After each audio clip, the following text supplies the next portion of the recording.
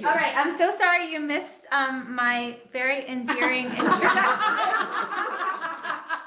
But let's just say we warmly welcomed our friends from Hebrew Senior Life who are here, who Carolyn Coleman, our dear Chair of Bereavement and Caring Connections leader, brought to us. I'm grateful to Carolyn, also grateful to Susan Karen, who is wearing way too many hats right now and doing a great job. Okay, with that, it has been a week plus for us here at the temple and here in the Jewish community. We know you are all feeling the tension, the anger, the sadness, there are so many emotion words I can use to describe what we are feeling right now. It is also a time to take care of ourselves as well and take care of each other. So with that, we've decided to continue our regularly scheduled program. Carolyn just said I could be a radio announcer in my channeling that. We've all decided as a temple community that it's really important that we continue our regularly scheduled programs, which means continuing our regularly scheduled caring for ourselves and for each other. And this absolutely fits into that. So without further ado, I'll have Carolyn introduce our guests. I'm also wearing multiple hats tonight, so I'm going to go in and out of the room several times. There's a board meeting and also a funeral tomorrow morning, so I'm going to do several things at once. So thank you for holding us and teaching us and being here. Thanks, Rachel, so much. I was commenting when I came into the temple, and I came in on Sunday too. Sometimes you can leave the world behind, even for a moment, that this temple makes you feel whole and at peace. So I'm very happy that you're here tonight. I'm also very happy that people went to talk with Susan. I'm very grateful for Susan, for Rachel, that people come and talk to them and say, we have a need here and we'd like to have it filled. And then Susan sort of just jumps in and finds a way to fill it. So I'm really very happy to have you all here and you here. I guess I'm looking at you on Zoom, and it's going to be a wonderful program. And as you know, this is the first in a series, and this is supporting a friend with cognitive changes. Later on in November, we'll have a program called Building a Brain Health Lifestyle. And the 3rd in December will be Resources for Aging Well. And we're so grateful to Hebrew Senior Life for pulling this together for us. So let me introduce today's speakers. Lori Feldman is an LICSW and the Resident Support Advisor at Newbridge on the Charles in Denham. Prior to her position at Newbridge, she was the clinical social worker at the Deanna and Sidney Wolk Center for Memory Health at Hebrew Senior Life in Boston, and served as a care manager at the Center Communities of Brookline, the Simon C. Fireman Community in Randolph, and the Jack Satter House in Revere. She received a bachelor's in psychology from my alma mater, Clark University, and an MSW from Salem State University with a concentration in older adult end-of-life care. Tara Fleming Caruso, our second speaker, holds an MA and an LMHS and serves as the collaborative care advisor for the Newbridge campus, making her an important resource for residents and their families. Tara brings almost 30 years of elder care experience to this role, including developing an expressive therapy program in a skilled nursing facility, serving as a program manager at a dementia-specific assisted living, and working at Newbridge on the Charles since 2009. She's a licensed mental health counselor and holds a master's degree in expressive art therapies from Lesley University. So please welcome our speakers tonight. As they come up, I'm sorry, I'm always doing things a little backwards, but thank you. As they come up, I want you to know that they have generously given us permission to send you the slides and their program. So I will be sending that out to people at the end of, probably tomorrow. I was going to say the end of the evening, but you will receive that too. Are we recording this? Of course we are. And there will, thank you. And there will be a recording which will be made available to you all at some point in time. Thank you very much. Thank you, Carol. You're And welcome. I forgot to, speaking out of order, Yeah. I forgot to say something that I wanted to share that Tara and I spoke about the other day, which is that it is so important to us here at the temple to address topics, as Carolyn said, that are deeply needed by us. And a lot of the times those topics are ones that come with stigma and challenge in our lives. From my own personal experience, from my own family, and from working with our family members and congregants here, memory loss, cognitive change, cognitive challenge is one of those issues that when it happens to us or one of our family members, it's really hard to address. So I just want to thank you for being so honest in your presentation today, and which is absolutely the way we feel that we should talk about challenges like this. So I just wanted to call that out and Thank you. thank you for that. Thank you. Thank Emily, as thank well. you. Sorry. Yeah. All right, well, let's just jump right in. You invited us here, you recognize us? I'm Tara, that's Lori. You invited us here to have a conversation about a conversation, really. And it's about having a conversation with someone that you know whose spouse or partner has potentially a dementia. But we'll also pepper in, if you wanted to talk directly to the person that might be living with dementia, it's really a very similar conversation, so they overlap. So, thank you for inviting us to this very easy conversation. You picked a good one. I'll be very transparent with you. 30 years into this work, I still shake when I have these conversations. They make me very nervous and scared. One of my supervisors asked me once, "What is your resistance to these conversations?" And I said, "I don't want to cause pain or hurt for someone." And he said with great compassion and patience to me, "Tara, they're already hurting and they're already in pain. What you're doing is extending your hand so that the aloneness and the loneliness is lessened." And what a mitzvah that is, to not be alone in this very scary process that also has great stigma. So we hope that we can talk with you, and you'll talk with us tonight, that this isn't a one-way street, and that you'll share your expertise. What we're going to do tonight is make a contribution to your experience. And let me review the agenda briefly so you can see how we're going to do that. We're first going to give you a crash course in dementia, like 5 minutes. Doesn't really cover it, but we're going to try, okay? We're going to talk about what dementia is and also what is not dementia, okay?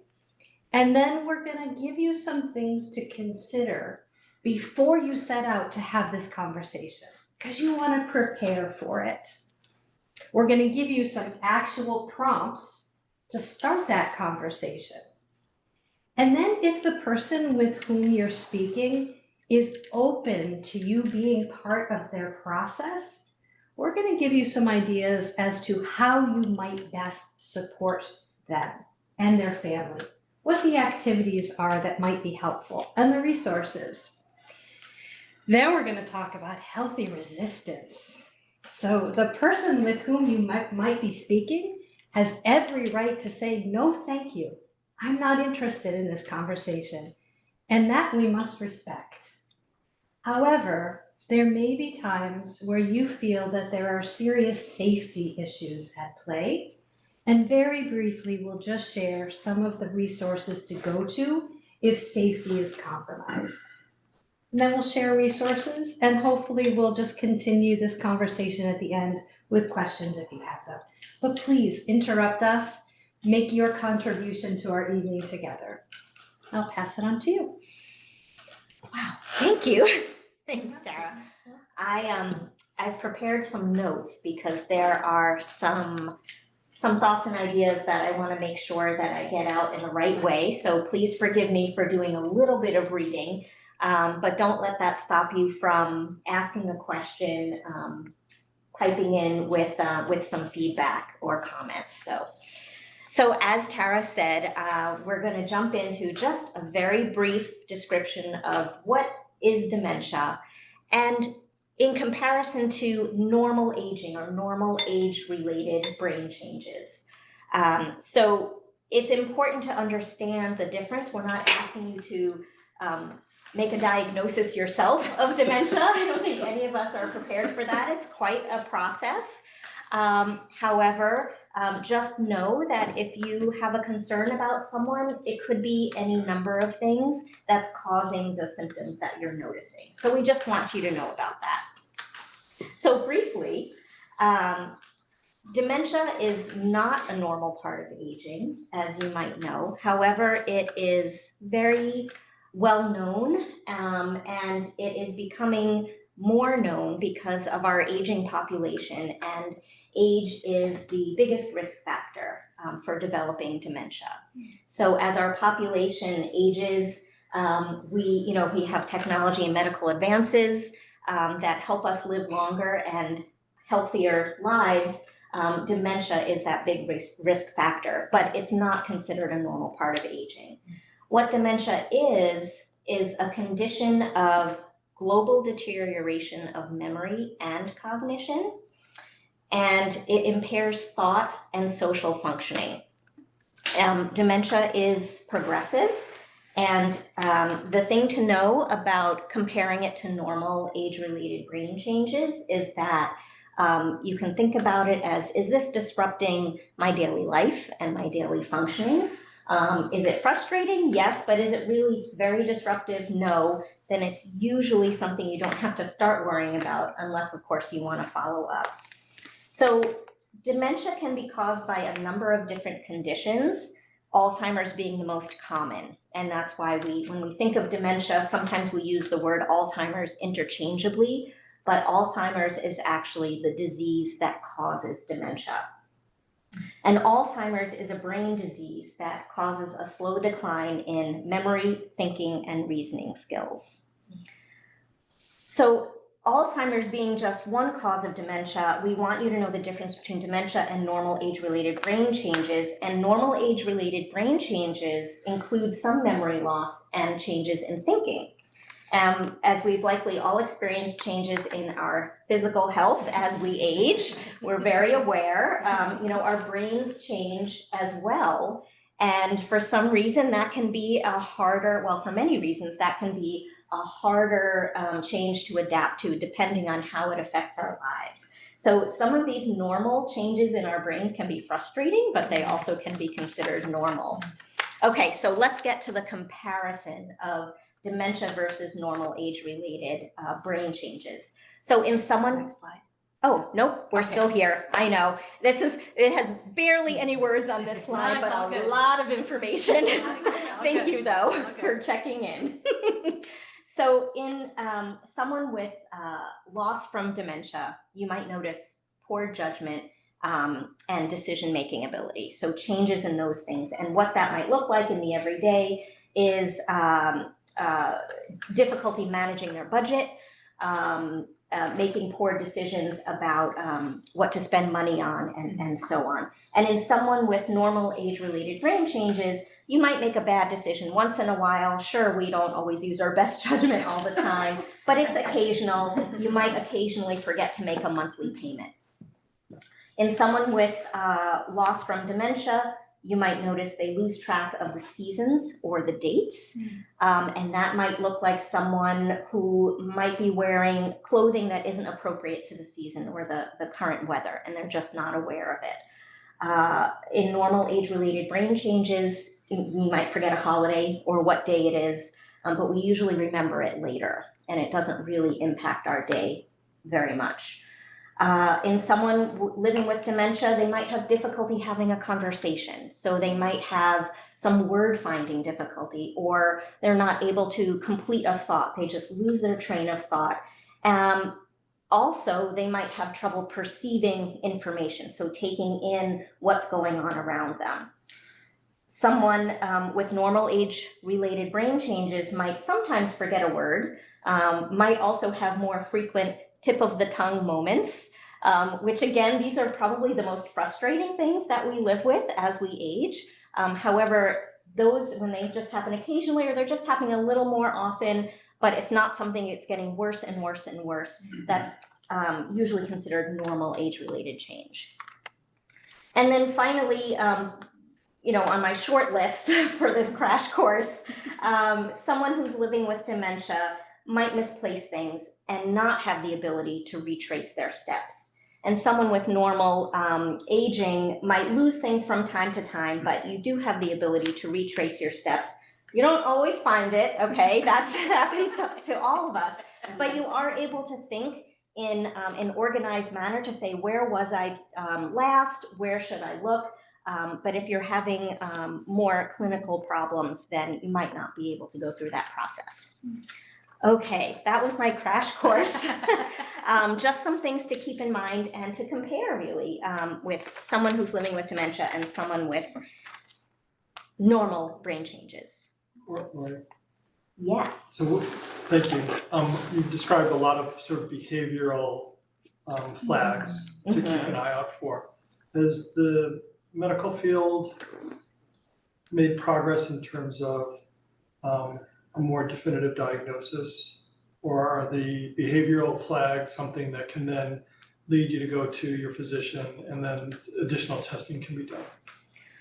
So that's a great question. Actually, there have been advances in narrowing down what is actually going on physiologically in the brain.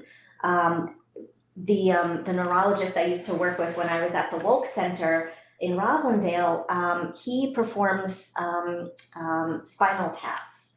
So they're able to see in spinal fluid more clearly if someone has dementia, or they can rule out other causes for the cognitive changes. So it used to be up until fairly recently that you didn't know if someone had Alzheimer's until they passed away, and then you did an autopsy of the brain and you could see that yes, it was in fact Alzheimer's. Now you can tell, is it Alzheimer's in the spinal fluid? But the first step really is to go to your PCP, and then you go from there. Yeah. Did that help? Yeah. Okay, that was a great question. Thanks. Okay, so what might be confusing the picture in terms of if you're thinking about yourself, if you're thinking about someone that you know, should you be worried about dementia? Could it be something else? These are a lot of considerations to take in. And these are just some ideas on what could be causing cognitive changes. So the first one that we have here is depression, anxiety, stress. We lump them all together. There can be overlap for sure. Depression and anxiety for sure often go hand in hand, but not always. But common symptoms of depression can be loss of interest or pleasure in things that you usually enjoy. You can have changes in your sleep, appetite, energy, as well as with anxiety and stress. You may not be able to concentrate as well, and you might lose some short-term memory. But this is a condition these are conditions that are treatable. So keeping in mind that some of the symptoms can mimic symptoms of dementia. An infection, such as a urinary tract infection, can cause really odd behaviors, but again, it's treatable if it's diagnosed. Vitamin deficiency, side effects from medication, those can also cause changes in physical symptoms as well as behaviors. Thyroid problems. This was something that when I first started learning about what can cause cognitive changes, that's actually on the list. That's usually what they test for to rule out some causes of the cognitive changes. Hormonal changes, lack of sleep is a big one. So let's make sure we get our sleep, everyone. It can affect us in so many ways. And in fact, the neurologist that we work with often prescribes a sleep study, again, to make sure that that's not one of the causes of the cognitive changes. Attention issues, vision and hearing loss. Hearing loss, yes. I'm sorry, I have a question from the Zoom room. Yes. Is it true that UTIs among elderly might mimic dementia symptoms? Is this common? So yes, yes. If you see a change in behavior, confusion, lack of focus, maybe changes in memory, it's often behavioral just acting odd and out of character, maybe even sleeping more, low energy, those kinds of things, those all can fall under the umbrella of UTI symptoms. So if you're noticing any changes at all, it's always good to go to the doctor and just get checked out. Yeah, I just wanted to say one last thing here. Hearing loss is a risk factor for dementia. You might not think of it, but when you start to lose your hearing, if you don't have aids that hearing aids or someone to help guide you in certain ways, if you don't have assistance, you can become more isolated. You can become withdrawn, and isolation again, is a cause it is a risk factor for dementia. So you want to try to keep up with your health, your vision and hearing appointments, and make sure that if you do need some aids, then you get them, because you don't want to become isolated. Okay, Tara. That was an excellent bachelor's degree in dementia. We got a great overview. Thank you so much. So this is the who, what, where, when, and why slide. You've noticed some changes.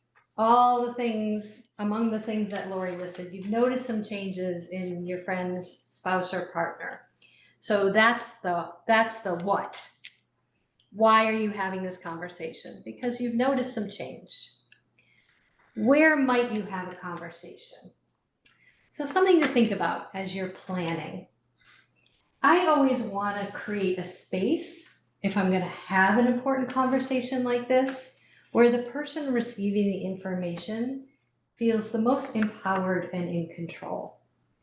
So to really put some thought in that, and that might be in that person's home space, where they feel the most relaxed and can be the most present for the conversation, okay?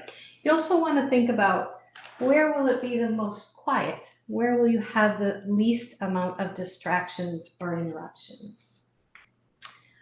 Who? This is a weird one to throw in there, because we're here talking about you, thinking about having a conversation. And I'm challenging you to think, are you the right person to have that conversation? I'm just being honest. It's the village approach. So at Newbridge, when we have a concern, might not be me that brings the conversation up. Might be our director of security. It might be our food and beverage manager. It might be the housekeeper. Why? We want to pick the person who has the deepest connection, who the person trusts, and who the person will be most available to receive this information from, so the conversation can be as successful as possible. So just throw that into your thinking as you're planning. Might get you off the hook. Just kidding. Okay, so the when. Think about when you might have this conversation. When is this person with whom you will be speaking their best? Are they a morning person? Maybe the morning's a better time than later in the day. Maybe if they have a very busy Tuesday with plenty of appointments in the afternoon, you don't want to pick that day, because you may unsettle the person in this conversation and sort of throw them off center a bit emotionally. So you want to think about them having time and space to settle and to process what you've talked about. Okay? Next, it's you again. Oh my gosh. Oh, you don't get a rest. We're really working. It's you. me again. It's you again.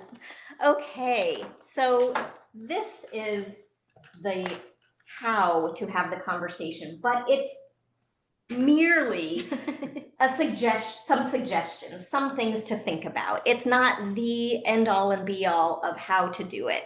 So we just want to say that right up front. These are some ideas that you can try on and see what feels right for you. So, and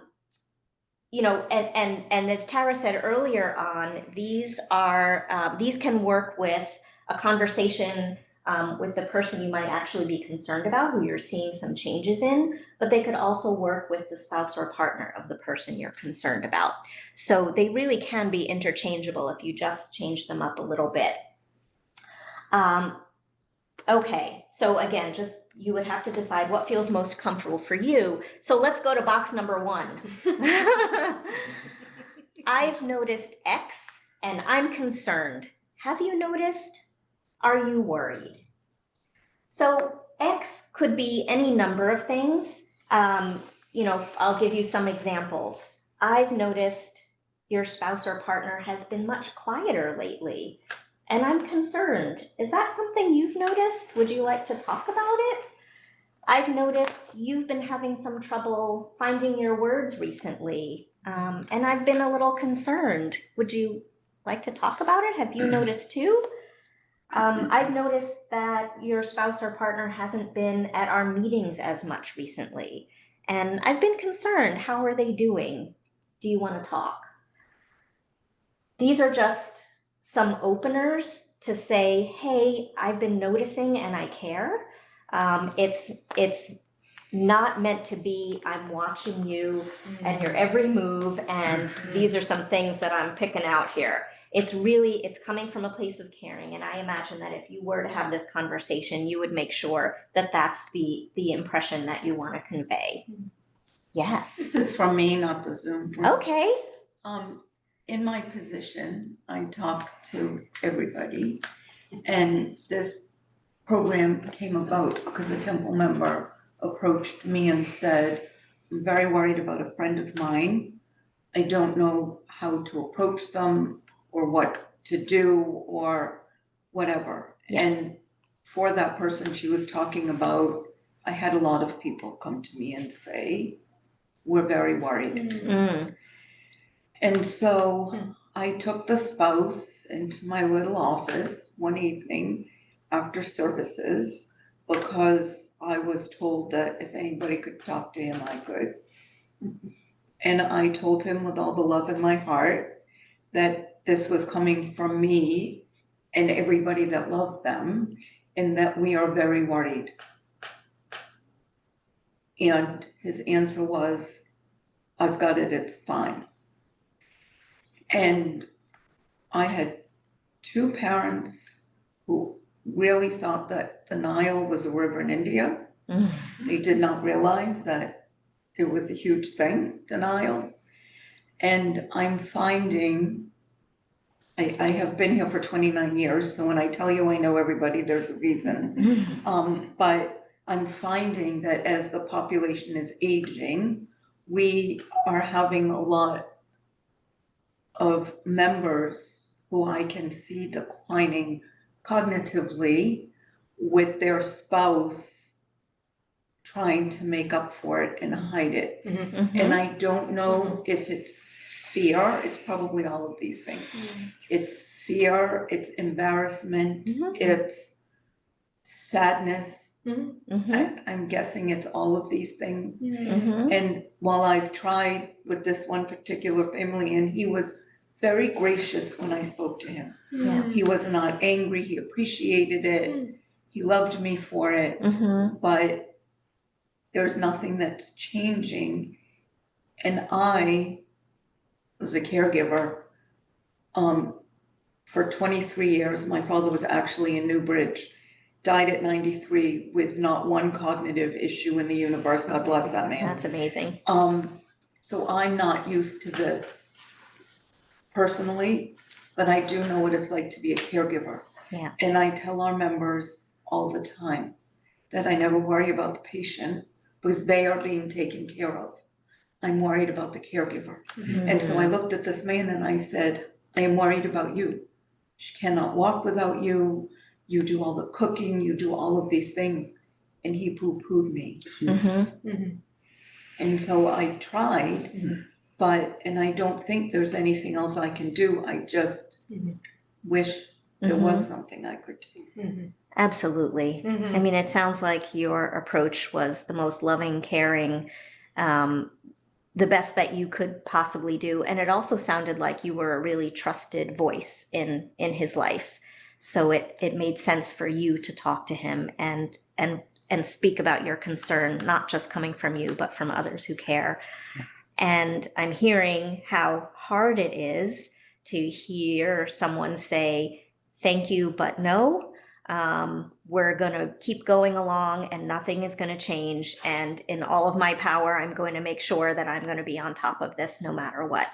And just like you said, there's got to be some fear that's in there. And loss and sadness, so much emotion. And as the rabbi said earlier, stigma for, what does this mean for how you might be perceived or what you might think of what might be happening. The only thing that I can think, and I'm going to get to this here, and I really appreciate you opening up, sharing this experience. That was something we were hoping folks would do. We don't have all the answers here. The only thing I can think of, and you may have already even said this, is after he said, thanks, but no thanks, we're doing just fine. You can always say, I just want you to know if it ever changes for you, I'm here. And I hope you can always come to me. And he knows. Yeah. I think they all know. Yeah. After 29 years or something, they all know by now. Yeah. And we're going to touch on that a little bit as we move along. And please, if you don't have a question, if you don't have an answer to another question, definitely bring it up, and perhaps other folks here or on the Zoom might have some thoughts as well. So please feel free. This is a question. Yes. So wouldn't a person showing symptoms realize that something isn't right with them?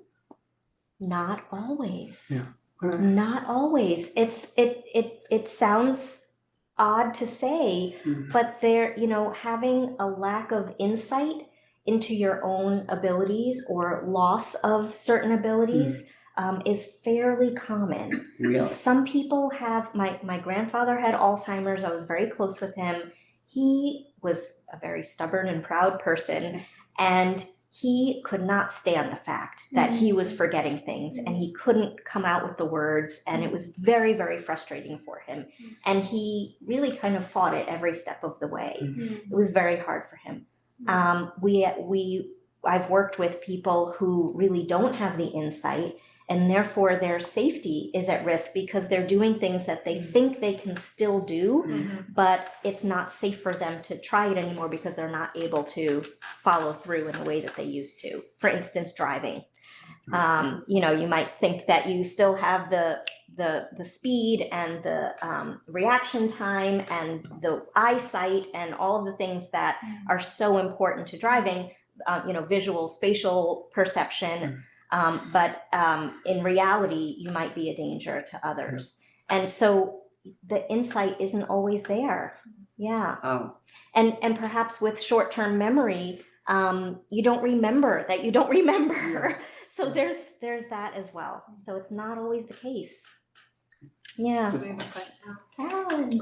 Thank you for taking my comments, I should say. And I think depending on what stage of cognitive decline that the person is in, people are very good at making adaptations. But what I really wanted to say is when we were putting this program together, I spoke with Rabbi Judy Ehrlich at Newbridge, and she said something to me, and I told this to some people, that was like, how, my thinking is different.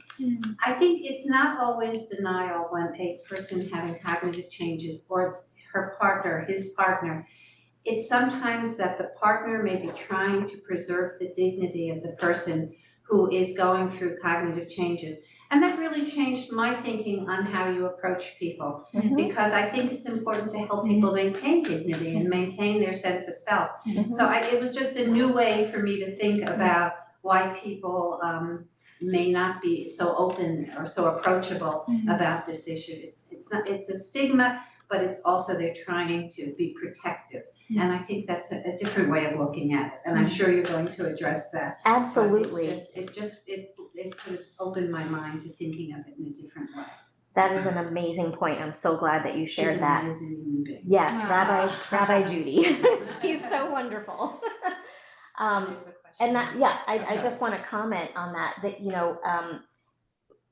Susan Karen? Yes. Okay, that your friend, that might have been part of what your friend was experiencing without him being able to put words to it in that moment. Perhaps he just wants his wife to be as dignified as she always was, and to receive help in some way or extra help from anyone else other than him. You know, it might be a blow, perhaps in his mind. We don't know necessarily how she would feel about it, to his ego, but to his idea of who she is and how she presents to the world. So that sort of, it ties together. Yeah. Can I have one comment? Yeah. Thank you. So in our work, we have a phrase or an adage that says, if you've met one person with dementia, you've met one person with dementia. And so I think that every partnership, every caregiving experience is so unique to the situation because every person living with dementia is so unique. So there isn't one way to be in this experience. And that is so challenging, right? That makes it so much harder for us to figure out what is the best approach for this situation. I often say it's a lot of art and not a lot of science. And we make a lot of mistakes. But to your point, when you come from the heart, it's okay. You're always fine when you lead with your heart because you can always repair it and try again. Thank you. Gail, and? So to the point of the gentleman in the front who talked about if people have dementia, don't they know they have it? So my husband had frontal lobe dementia and he died 5 years ago, and he had a lumbar puncture because there was some concern, was it frontal lobe dementia, was it Alzheimer's? And we walked out of the appointment when he had the puncture, and he was told that he didn't have Alzheimer's, but he had frontal lobe dementia. So I really knew it all along because I'd done a lot of research on it. And he said, let's go celebrate. I said, what are we celebrating? He said, I don't have Alzheimer's. Oh my So gosh. he didn't really understand the kind of frontal lobe dementia that he had was behavioral variant. So there were behavioral issues that he wasn't aware of. And when he said, let's go celebrate, I said, okay, let's. We went out to dinner, you don't have Alzheimer's, because certainly that's the umbrella of what we were to understand dementia is. And there were so many other different kinds, and he kept saying to the doctor, but I feel the same, I don't feel any differently. So again, to your point, he wasn't aware. He heard the words, but he wasn't aware that his brain was atrophied. He felt like himself. Right. He still felt like himself. Wow. Thank you for sharing that. That's an amazing story. Yeah, I think that's helpful. And again, every person is different. No one else has told me that they went and celebrated when they didn't have Alzheimer's. And that's, I don't know, I think that says a lot about your husband also in terms of his strength and resilience at that time. Thank you. Yeah. Well, we'll go quickly through these other two boxes here, these suggestions. You know, the center idea is to be a lot more open-ended with your approach. How are you feeling lately? You haven't seemed like yourself, or your spouse or partner just hasn't seemed quite like themselves recently. Is something going on? Is something on your mind? I'm here if you want to talk about it. So you're not pointing out something specific that you've noticed, but you're checking in about their well-being, and it might be an opening for them to talk about, yes, there is something going on, and thank you. I really would like to talk about it, ideally, if that's what you're going for. But it does open it up and leaves it less specific and more opportunity.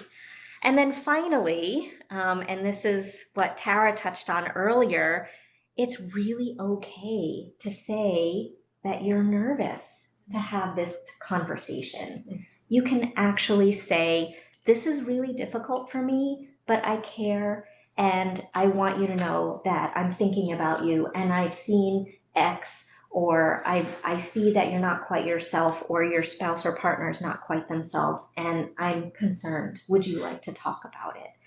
I just want you to know this is really hard for me. And then when you say something like that, it also leaves an opening for the other person to say, this is really hard for me too. I don't want to talk about this, but you know what? I think I'm going to, or, you know, and it basically, by admitting that you're both finding this very difficult, very hard, painful, emotional, you're putting yourselves on the same wavelength, and you're starting from the same point. And you don't have to be in complete agreement about anything else that you talk about, but at least if you have that common starting point, then that's a really good place to start. So I think it's really okay. Yeah. I have noticed that couples with an impaired member may be included less in social activities because people do not know what to do or say. The result is that they become isolated and the caregiver is lonely due to these lost connections. Yeah. Any suggestions? Ooh, that's really tough, and that is really common. Sadly, there are going to be some friendships that fade away because people don't know how to handle these kinds of changes. They might find it too hard to see a friend declining in health and cognition, or they might fear for their own mortality and their own health. And it's just a reminder that this could happen to me too, and I can't see it for now. I think a lot of people have difficulty with this. You'll also find that some people stick around and they make that extra effort to include, you know, the couple in the things that they still do. We hear this at Newbridge quite often. And you know, I want to say that educating yourself, if you're a friend of a couple or an individual who's has dementia, is experiencing cognitive changes, educate yourself. There's a ton of resources online, and we have some at the end of this presentation that are some good starting points. Find out what it is that you can do to adapt your own behavior and responses to this person who's experiencing changes, because you can't expect someone with dementia to change and get better or remember or anything like that. What you have to do is change your own behavior to meet them where they're at. So because that's really the only thing that's kind of going to get you through. There's two other resources that come to mind to help in that really sad and challenging situation.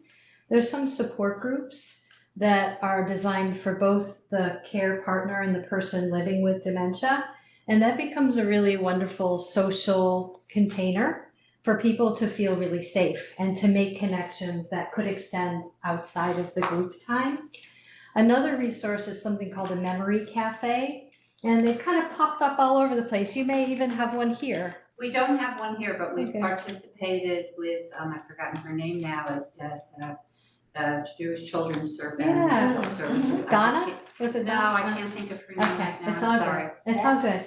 So memory, Yes, that's Stolber. a memory cafe is it's a very intentionally designed social experience, not a support group, but a place for people to come together and have fun. And the focus isn't memory loss. The focus is living a positive experience together.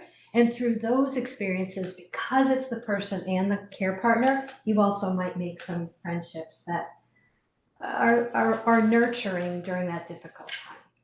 Where are those? Where are they? They're often in libraries. There's actually Temple Emmanuel in Newton. They run one monthly. Yes. So I'm happy to forward that information, and they're open. You don't have to be a Temple member by any means. They're open to the community, but they Thank you. run monthly. And if someone would step up here at TVE to want to be a leader, there is training for it Great. through Children's and Adult Services, and Nice. it would be a great thing to have here. Yeah, great. Okay, yeah. Yeah, For so two either things, one of us. sorry, either one. So, my mom's 92. I think Kanahara. her issues are age-related. although sometimes I wonder. But she lives thousands of miles away. Okay, So I see her multiple times during the year, but mostly my interaction with her is over the phone. okay. And I would imagine there's probably a lot of Temple members who have close family, but who live distance. And so I'd be interested to hear your thoughts about how to navigate, you know, the geography and the distance in terms of this the conversation.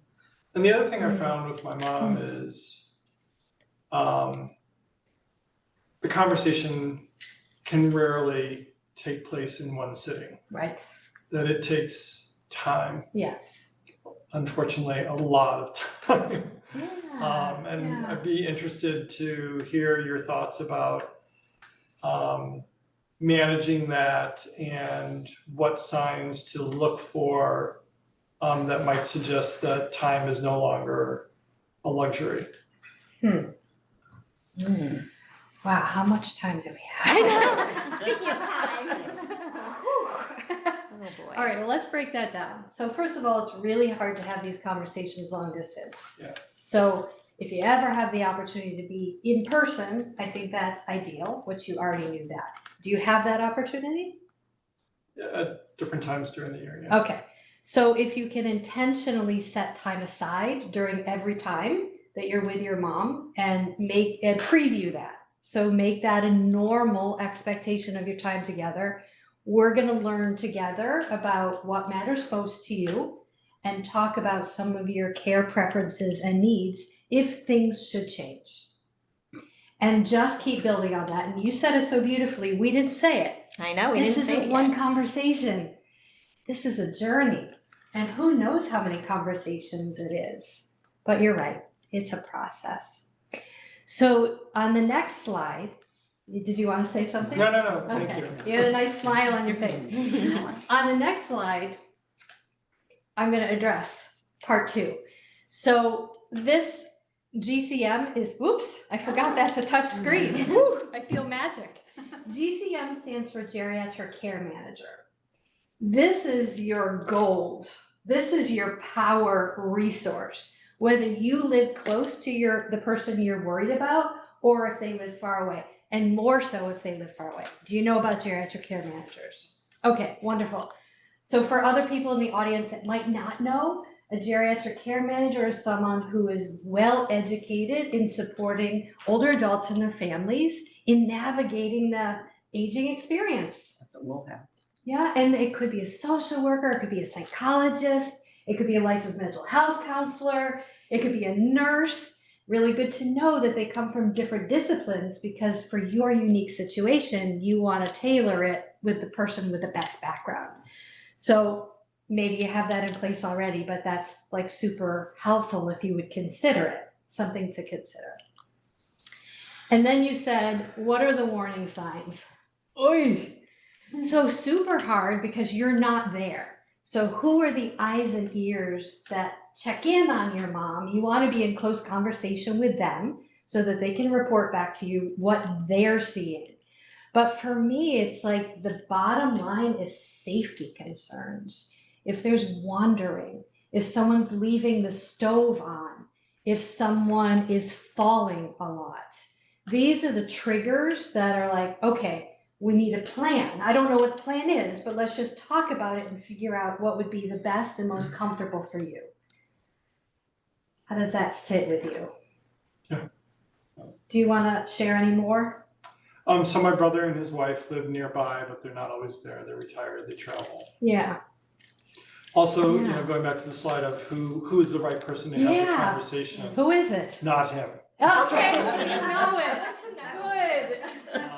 And so it makes it challenging in terms of filtering what he's seeing and observing Right, and sharing Right. versus, what I'm hearing Yeah. and seeing myself. Yeah. So another resource, and so I'm kind of going in different order, but that's cool. The doctor. So you can reach out to the person you're concerned about, their doctor, and you can share your concerns, although you're filtering them through your brother. But if you have another set of eyes and ears that you might trust in a different way, The doctor can receive that information. They can't share back to you unless the healthcare proxy is invoked and you're that person.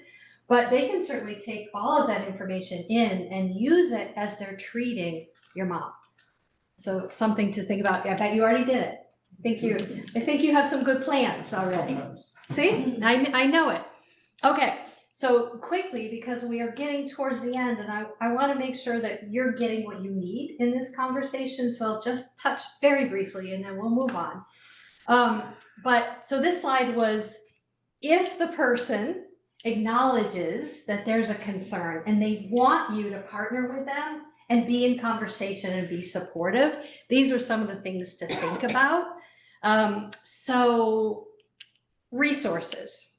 You could be a research person for your friend and identify some resources that might make life easier for this person and their partner in the home. And I broke it down into 3 categories: professional resources, technological, and hands-on help. Very quickly, we already talked about a GCM. If there's a diagnosis, you want to start working with a financial / estate planner because you want to think about how to allocate care resources moving forward. So it's important to have those folks in place.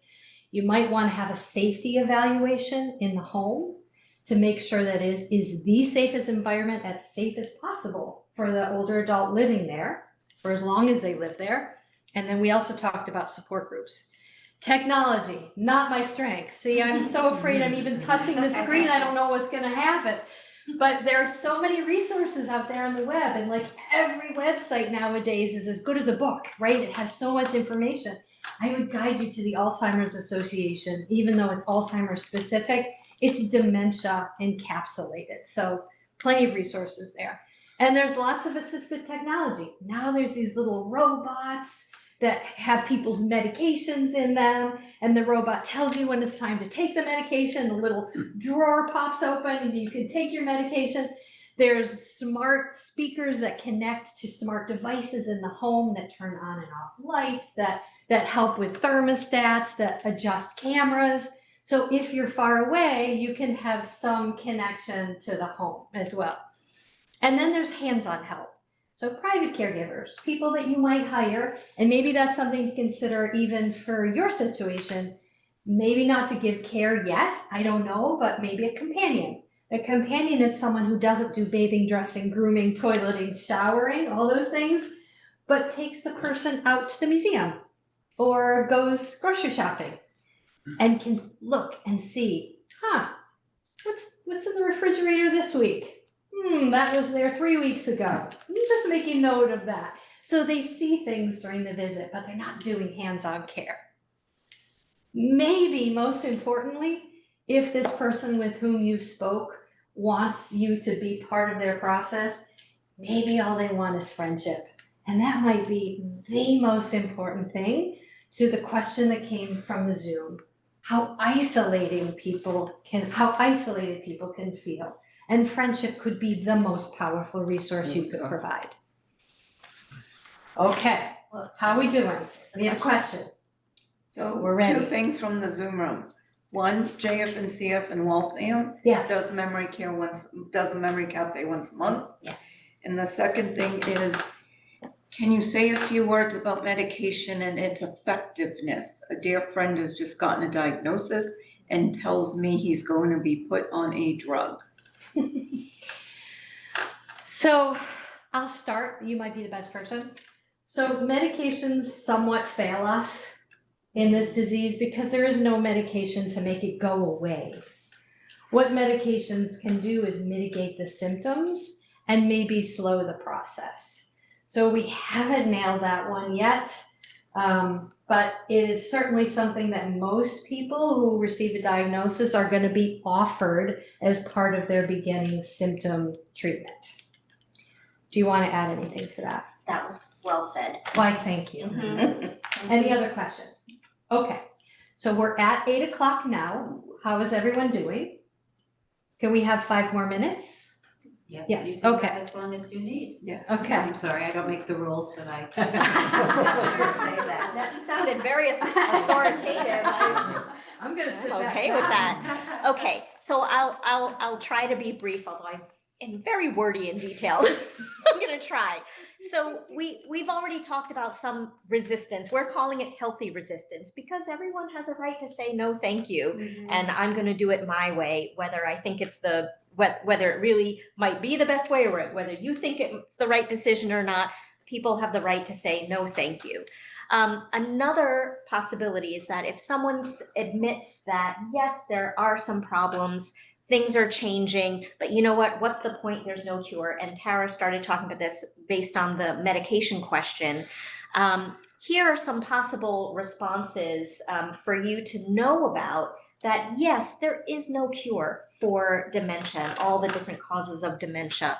However, there are some reasons to go to a doctor and, first of all, rule out treatable causes, that whole list, and then some. You want to rule out other possible causes of the changes that are going on.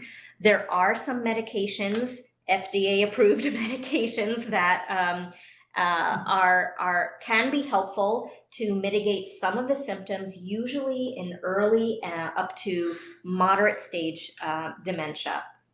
And it doesn't work for everyone. Some people feel positive effects from it. It might help clear up some fogginess. They might be able to concentrate a little bit better for a little bit longer.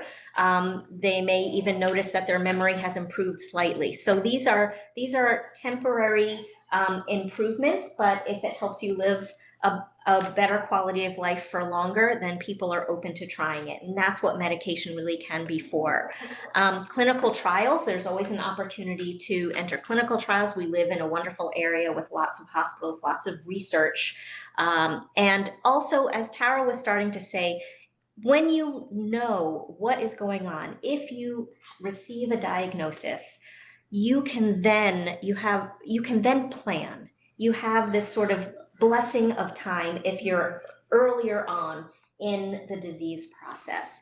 You're able to put your legal matters in order. You can address financial issues, long term. What are your wishes for your finances? Your healthcare decisions, very important. When you're still able to make decisions, your own decisions about your own healthcare for a time when you might not be able to make those decisions. You want to be able to talk about it now with the people who you're going to rely on as time goes on. And we have EOL here, which is end of life decisions, end of life wishes. What do you want for yourself when you're at the end of your life, and what matters most to you at that, what do you think will matter most to you at that time in terms of your health care, certain treatments that you would want or not want, depending on the situation. And then included in what matters most is for your life right now. What matters most to you right now? You may have a diagnosis, but you're still living, you still have time, and you still have skills and abilities that are available to you. So I think the important thing is not to focus on the losses and the things that you aren't able to do anymore with the changes that are happening. But as a friend, you can find out what the person that you're caring for is interested in, and continue to involve those things in their lives as much as possible for as long as possible. Okay, next slide. So this is Can I the, ask a question? Oh, yeah, sure. I'm sorry. Not a You know, problem. I think the last point you made is how it's really what we, I hope you can talk a little more about, is the actual being with a friend. What do you watch for? How do you moderate your own behavior to fit with the person? So if the person can't get words out, how do you help them to get words out? Or how do you listen? Things, practical tips and techniques that people can use. If you could talk a little more about that, I'd appreciate it. Yeah. another whole lecture. Yeah. Which is a great topic. Yes. It's Yeah. like communication techniques, right? Yeah. How to be with someone who's struggling in that way. So, Yeah, it's that's a big one. It's a big one. It's a big one. Because we're running out of time tonight, I would I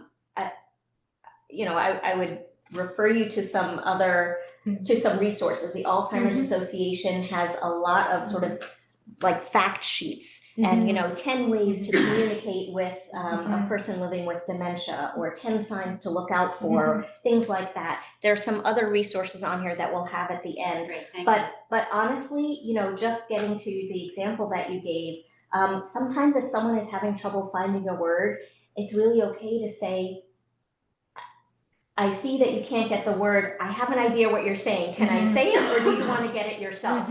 And they might say, help me, please, and we work with some folks who are very open about that they have trouble with word finding, and they've sort of made it into a little bit of a humorous game when they're at a table for 6 at dinner, and they'll say, I can't get it, come on, help me, who knows what I'm talking about? And they're just really open with it. But if you have a friend who isn't really open with it, but you're just noticing these things, you can say, I think I know what you're saying, are you saying this? And then they can say, don't tell me, or yes, I am. And then that gives you an idea that you might be able to help them a little bit as time goes on. Thank you. Yeah. That's good. If I can help, I think you said it already in terms of the answer to your question, which was meet them where they are. And don't expect So them to good. be the person they were yesterday or a month ago. Just wherever they are right now, if you meet them there, that can help. So good. Yeah. Right. Well Right. said. Yeah. You can make no mistake when you do that. Just quick, so Yeah. all the research, all the years that's been performed, Yeah. have it been found like what certain people causes this? And is there something in our lifestyle, what we eat, or is it beyond one's control? Or is there something they trigger? I think that's kind of the big mystery. There is a lot of research going on now, and it has been for years, as to, how can we prevent dementia from even starting in the first place? And we look for all these risk factors, and the Alzheimer's Association has one of their sheets that says, how something like how to live with a healthy brain, or something like that. Things that you can do to keep your brain healthy. And often those are the things that we do to keep our bodies healthy. Diet, exercise, sleep, social connection, keeping your brain stimulated in different ways, learning new things. That actually gets the fresh connections going. And that's So- the subject of our next lecture. Oh, So just so you know, there we Charlie, go. that will be in Little preview for you. You gotta sign up, Charlie. Yeah, but sometimes, especially with early onset Alzheimer's, which is usually diagnosed before age 65, that's something, there are some genetic markers that families can test for to see if they're at high risk for developing early onset Alzheimer's. But honestly, it's really hard to tell who's going to develop it and who isn't. Did you want to add anything? No. You did well. So getting back to the, I think you might be saying this, and one person might be very grateful that you said that. And then for somebody else, say you're sitting with other people, what if they feel embarrassed if you said that? That's a tough call. I think you should be prepared for a variety of emotions, embarrassment being one of them. And in thinking about how to have the conversation, as we talked about earlier, having a private space where that can happen, so there aren't a lot of people experiencing it for that person. You're talking about the conversation, No, right? I'm talking about, say we're out for dinner with other people and one person. It's embarrassing. And so, like you said, I think you were trying to tell us that. And that person would say, oh, thank you. But somebody else may feel embarrassed Right. that you called it, you paid attention to it. Right. So it's hard, it's tricky. It's super tricky. Yeah. It's art and not science. Right. And you may only learn by making a mistake. I don't consider it a mistake. But someone can tell you, and you wouldn't have known before. If you offer a word or call something out, then you learn, okay, the person doesn't want that. Now moving forward, I do something different. Okay. And then you could talk privately after and just say, I'm so sorry that happened. I didn't mean to. Thank you for telling me how it made you feel. Excellent. Give it a try. Trial and error. It's Yeah. all Thank you. trial and error, art, Art, art, okay. not science. All right, we're in the home stretch of this marathon. You're almost there. You run marathons, I heard. I do Yes, know you that. do. I know everything. No, I have run AIM. Oh, okay. Good for you. Okay, so we're still in the topic of healthy resistance. So the person with whom you've had the conversation is not interested in talking with you. It's their right. People have the right to make that choice. We have to respect it. But if they do make that choice and you're still observing changes and you're noticing that there's safety concerns, I want you to be empowered to know these three things. The first is, as we said earlier, you can always reach out to the person's doctor confidentially. They will not say who contacted them. Number two, if you think, unlikely, could happen, if you think that there's abuse, financial, sexual, emotional, physical, neglect, or self-neglect, you can report it to Elder Protective Services for anyone age 60 and over. There's two ways to do it. The first is through the 24/7 hotline. That's the more urgent reporting, and it's confidential. The second is through their website, which is on mass.gov, Elder Protective Services. Not so urgent, but you still want to report it, but it's mass public record if you do. So it's not confidential. So just to know. The last is related to driving. So if you see this person still driving, you're noticing dings on their car, you see that they're parked sideways in the parking lot, you can reach out, anyone can reach out to the RMV. And the RMV, it's a request for medical evaluation. And the RMV will do some research into it, and they'll either say to the person, you can keep your license, or you can't keep your license, or we want you to be tested and have an on-road evaluation. So there's three courses of action that can happen. Also, law enforcement professionals and doctors can report to the RMV as well. Again, mass public record, so it's not confidential. Kira, Yes, can you sir. just expand a little bit on No. I'll try. what protective services will do Yes. if a report is made? So they will either open the case or not. And from our experiences at Newbridge, I'm gonna say 9 out of 10 times they don't open the case. And probably because they know that we're participating behind the scenes and there's resources available to rectify the situation or at least get it on the right track. But if it's a real serious issue and nobody's got their eyes and ears on the situation, they will open the case and start investigating. Yes, you I might worked be for expert. services for older people at Oh, Family great. Service for many years, and what they did in the past was they would find which agency has a contract with them, and they would send out a social worker to make an evaluation and possibly a medical team as well. And then that case would be opened at that agency to follow through. And if there needed to be any court intervention, they would do an evaluation. I suspect it's done very similarly Yeah, today. that sounds absolutely right on. Thank you so much You're for your welcome. expertise. Thank you. I just wanted to emphasize the first one, which I think is the least intuitive of these three. And actually raise up, this happened thanks to the caring people in our community. There was a friend of ours who we were concerned about, and they called the temple and told us as clergy. And we as clergy knew who the medical team was and reached out. And I just want to tell you what happens when you do that. You can say, I'm so-and-so and so-and-so, and I know that you can't confirm that, you know, so-and-so is a patient of yours, but I would like to share some information that I think is important and I think that it needs to be shared. And they'll say, you're right, we cannot confirm.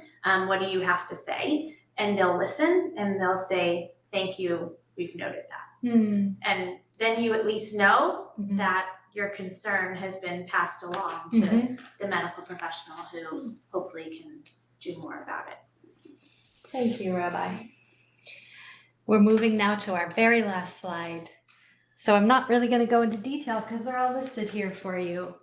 But if you wanted to learn more about how to get a diagnosis or be supported in the family system, the Wolk Center through Heber Senior Life is a great resource. Neurologist, neuropsychologist, social worker, the whole gang. Alzheimer's Association you know about, Teepa Snow, she's fabulous, Google her. She gives trainings on how to communicate with people living with dementia, and she's so engaging, you just want to watch them over and over and over again. Next slide, please. Conversation Project gives you even more ideas for how to have difficult conversations, mostly around end of life and what matters most to people. And then the Commonwealth of Massachusetts for Protective Services and the RMV. And Aging Life Care Association will help you learn about the geriatric care managers that I talked about earlier. Nowadays, they're called aging life professionals. You can't teach an old dog new tricks. They'll always be geriatric care managers to me forever. So therein ends the presentation. Do you have any final questions, thoughts, complaints, concerns, feedback? We're open to all of it. Well, then thank you so much for your time. Thank you so much for coming, and thank you for letting this be a spontaneous conversation where people online and here in the Beit Midrash could ask questions and get feedback. Sometimes that's very helpful to have it as a conversation as opposed to a straight lecture. So thanks so much for coming, and thank you also to Emily Siegel, who's put these all three together. I forgot to introduce her earlier, and we hope to see you in November. Is it the 5th? November 5th, Thank 4 you. o'clock. Thank you. Sunday, November 5th at 4 o'clock. And then Wednesday, December 7th. And thank you to Susan, who knows everything. Wednesday, December 7th at some time, but you'll be getting notices about it. Thank you very much for participation. I appreciate it. Thank you very much. Thanks, everyone. Thank you, people on Zoom. Thanks. Thank you.